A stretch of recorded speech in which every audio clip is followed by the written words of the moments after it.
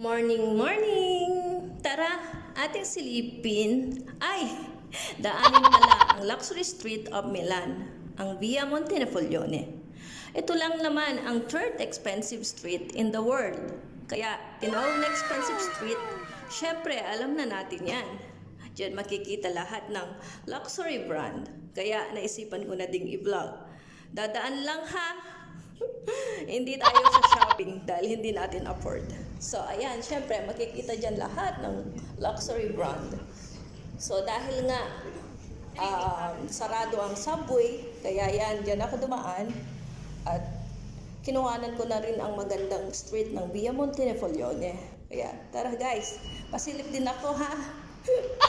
Ayan, so, kapag afford na natin, hindi na tayo dadaan dyan. Malay natin, someday, tayo makakapag-shopping din dyan. Diba?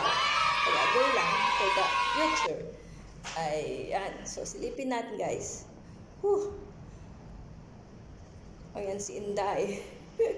So, ayan. Naghihintay na ako ng aking masasakyan dyan, guys. Kaya, tara. Maghintay tayo.